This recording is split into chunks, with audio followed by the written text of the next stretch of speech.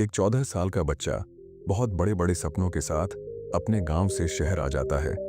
लेकिन उसके पास पैसे नहीं होते, पर सपने बहुत बड़े होते हैं कि एक दिन मैं बहुत बड़ा आदमी बनूंगा, बहुत बड़ा बिजनेस करूंगा। अब वह बच्चा बहुत मेहनत करता है, तरह तरह के काम करता है और उसकी उम्र 14 से बढ़कर 30 साल हो जाती है।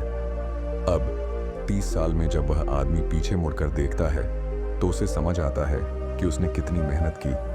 आज वह 4-4 फैक्ट्रियों का मालिक है। अब उसे लगता है कि यह सही समय है शादी करने का, और फिर वह शादी कर लेता है। शादी के 1 साल बाद उसका एक बच्चा हो जाता है। अब सब कुछ बहुत अच्छा चल रहा होता है। वह भगवान का शुक्रिया अदा करता है कि तुमने मुझे जिंदगी में सब कुछ दिया है। लेकिन जब वह इंसान 40 साल का हो जाता है, उसे कैंसर हो जाता है। अब जब उसे कैंसर होता है तो यह बात उसे हजम ही नहीं होती। वह सोच में पड़ जाता है कि मैंने जिंदगी में इतना कुछ किया है, इतना पैसा कमाया, यह किस काम का है। वह सोचता है मेरा बच्चा सिर्फ 9 साल का है, मेरे बाद इसे ही बिजनेस देखना है। लेकिन यह अभी तैयार नहीं है बिजनेस करने के लिए। मैं इसे कैसे तैयार करूंगा?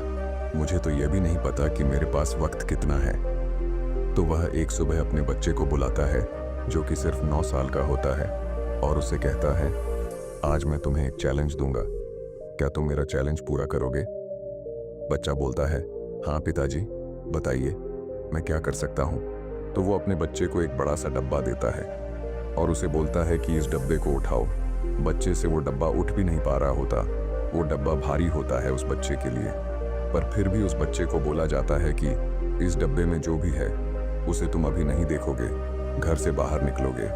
3 घंटे की मोहलत मिलेगी तुम्हें, और 3 घंटे में जो भी इस डब्बे के अंदर है उसकी कीमत को बढ़ाकर वापस लाना है। अब वो बच्चा हैरानी में पड़ जाता है कि ऐसा मुझे क्या करना पड़ेगा कि मैं जो इस डब्बे के अंदर है उसकी कीमत को बढ़ाकर लेकर आऊं। लेकिन वो होता है एक बिजनेसमैन का बच्चा। वो बाहर निकलता है और देखता है उस डब्बे के अंदर गेहूं है। अब वो सोचता है कि मैं गेहूं की कीमत को कैसे बढ़ा सकता हूं, पर फिर उसे एक आइडिया आता है कि गेहूं से आटा बन सकता है। वो पास वाली चक्की के पास जाता है और उस चक्की के मालिक को बोलता है कि अंकल, क्या आप इस गेहूं का आटा बनाकर मुझे दे सकते हो? चक्की का मालिक बच्चे की मासूमियत को देखकर गेहूं को पीस के आटा बनाकर बच्चे को दे देता है और कुछ भी उस बच्चे से नहीं मांगता। वो बच्चा आटा लेकर घर आ जाता है और बोलता है कि पिताजी, मैंने गेहूं की कीमत को बढ़ा दिया, देखो आटा मैं ले आया हूं। अब उसके पिताजी खुश तो होते हैं, पर अभी भी उस बच्चे को बहुत कुछ सिखाना बाकी है। अगली सुबह वो फिर अपने बच्चे को बुला लेता है और बोलता है आज जो इस बॉक्स में है उसकी कीमत को बढ़ाकर तुम्हें लेकर आना है। अब बच्चा बाहर निकलता है और देखता है कि उस डब्बे में वही आटा है जो वो कल पिसवा कर लेकर आया था। अब बच्चा दिमाग लगाता है कि अब मैं क्या करूं, अब मैं आटे की कीमत को कैसे बढ़ाऊं। उसको समझ आता है कि आटे से ब्रेड बन सकती है। तो वो पास वाली बेकरी के पास चला जाता है और बेकरी के मालिक से बोलता है कि मेरे पास आटा है, क्या आप इसकी ब्रेड बनाकर मुझे दे दोगे?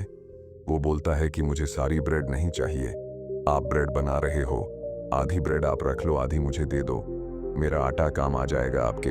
वो बेकरी का मालिक भी उस बच्चे की इस मासूमियत को देखकर उसे ब्रेड बनाकर दे देता है। वो बच्चा वो आधी ब्रेड की पैकेट को घर ले आता है। अब ब्रेड के 8 पैकेट मिलते हैं उस बच्चे को।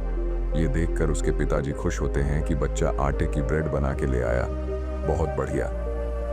पर फिर भी उसके पिताजी को लगता है कि अभी भी उस बच्चे को बहुत कुछ सिखाना बाकी है। अब उसके पिताजी उसे बोलते हैं कि आज की सुबह फिर से मैं तुम्हें एक चैलेंज दे रहा हूँ, लेकिन आज सिर्फ तुझे कीमत को बढ़ाकर लेकर नहीं आना, कीमत को कम से कम 5 गुना करके आना है। तब उसके पिताजी उसे ब्रेड के 4 पैकेट देते हैं और बोलते तुझे इनकी कीमत 5 गुना बढ़ाकर लेकर आनी है। अब वो बच्चा घर से निकलता है और फिर दिमाग चलता है कि मैं क्या कर सकता हूँ। फिर उसे समझ आता है कि ब्रेड के सैंडविच बन सकते हैं। तब वो पास वाले रेस्टोरेंट मालिक को रिक्वेस्ट करता है कि क्या आप मुझे इस ब्रेड से सैंडविच बना के दे सकते हो? मुझे सारी ब्रेड नहीं चाहिए, 4 पैकेट हैं, सारे आप रख लो, मुझे सिर्फ 4 सैंडविच बना के दे दो जिसमें 8 ब्रेड लगेंगी। ये रेस्टोरेंट का मालिक भी बच्चे की मासूमियत देखकर उसे 4 सैंडविच बनाकर दे देता है। वो रेस्टोरेंट बहुत फेमस होता है, लेकिन फिर भी अपनी ब्रांडिंग के साथ पैक करके वो 4 सैंडविच बच्चे को दे दिए जाते हैं।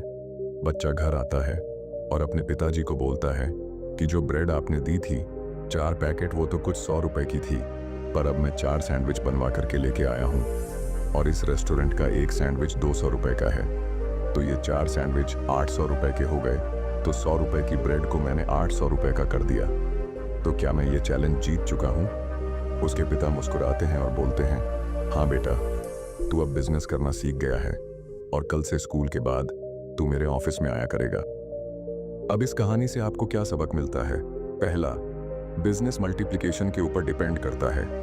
मतलब हम जो भी इन्वेस्टमेंट कर रहे हैं उस इन्वेस्टमेंट को हम बढ़ा पाएं और मल्टीप्लाई कर पाएं। जिस दिन आप पैसे को मल्टीप्लाई करना सीख गए उस दिन आप बिजनेस करना सीख गए।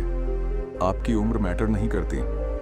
दूसरा, हमेशा अपनी वैल्यू बढ़ाने पर ध्यान दें। दूसरा लेसन जो आप सीखते हो इस कहानी से वो यह है कि जब तक आप गेहूं बने रहोगे और गेहूं से पीस कर आटा नहीं बनोगे तब तक आपकी वैल्यू नहीं बढ़ेगी। आपको जीवन में अपनी वैल्यू इंक्रीज करने पे ध्यान देना चाहिए। उसी गेहूं से आटा बना, उसी गेहूं के आटे से ब्रेड बनी और उसी ब्रेड से सैंडविच बना। आपकी जो जिंदगी है वो भी इन्हीं लेवल्स पर निर्भर करती है। जैसे जैसे आप विकसित करते हो और जैसे जैसे आप अपनी वैल्यू इंक्रीज करते हो आप जिंदगी में आगे बढ़ते हो।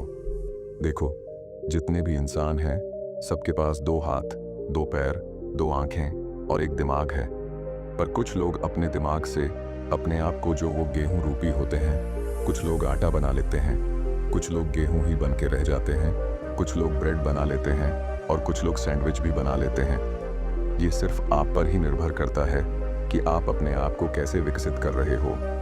एक बात दिमाग में डाल लो, खुद को विकसित करना बहुत ज़्यादा ज़रूरी है। वक्त के साथ बदलना बहुत ज़रूरी है और अगर आप बदलना चाहते हो तो उसकी शुरुआत आज से करो, नई स्किल्स को सीख कर।